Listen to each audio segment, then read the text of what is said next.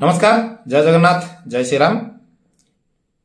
रामचरितमानस पाठरे बालकांडर 29तम दोहा जाई काली पाठ होइतला, गत अध्याय पाठ होइतला। वर्तमान आमे 30तम दोहा और चौपाही पाठ करिबा। तो डेरी न करे आरंभ करिबा रामचरितमानस बालकांड। मुनि याज्ञवल्क्य ने जो सुहावनी कथा मुनि श्रेष्ठ भारद्वाज को सुनाई थी, उसी संवाद को मैं बखान कर कहूंगा। सब सज्जन सुख का अनुभव करते हुए उसे सुने। मुनि याज्ञवल्क्य जो कथा को भरद्वाज मुनि को सुनै थिले, सेही कथा ही मु बखान करिकिना आपण मानकु सुनैबी।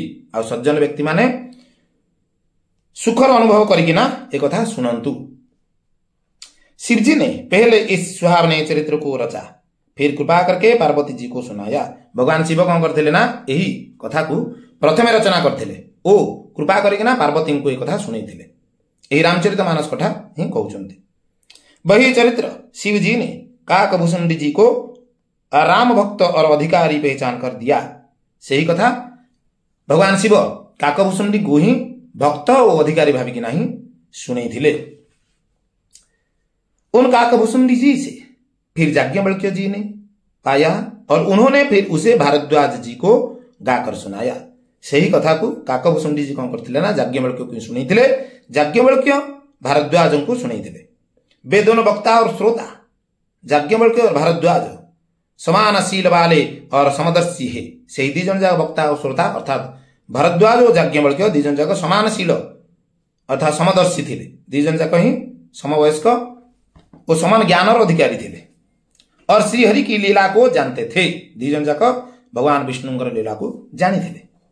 वे अपने ज्ञान से तीनों काल की बातों को हथेली पर रखे हुए आंवले के समान प्रत्यक्ष जानते थे। से दीजन जाक कौन करथिले ना, निजर ज्ञान द्वारा तीनटा जाक कालर कथा को निज हाथ जेमति गोटे जिनस रखिथिले आमे जानि परछु जे हाथ रे गोटे जिनस अछि बोली, सेही भली से पूरा जानि परथिले तीनटा जाक कालर कथा।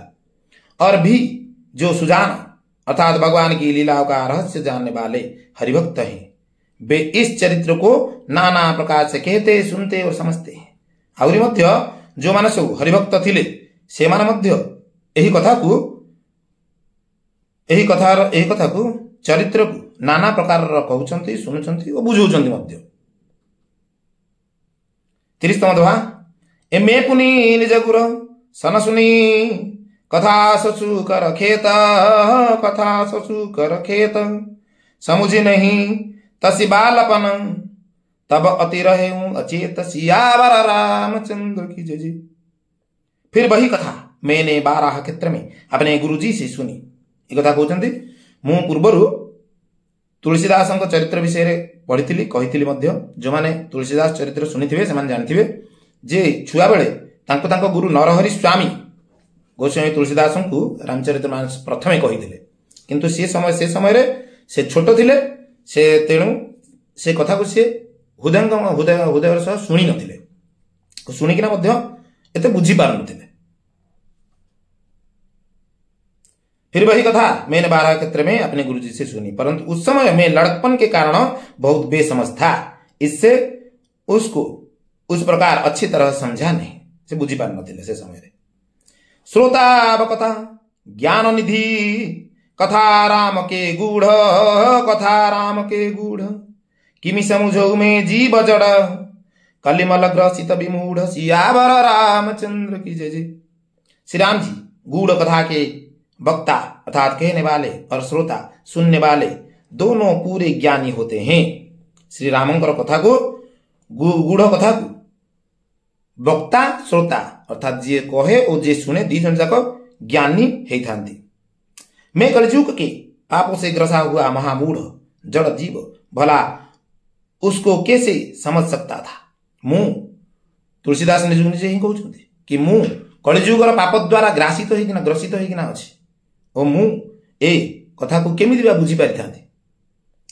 तो भी गुरुजी ने जब बार बार कथा कही तब बुद्धि के अनुसार कुछ समझ में आई। तापरे मध्य जेतेबेले गुरुजी मते बार बार ये कथा कहूतिले, तापर टिके बुद्धि थिला जेहेतु मु बुझी पारथिले, टिके बुझी पारले।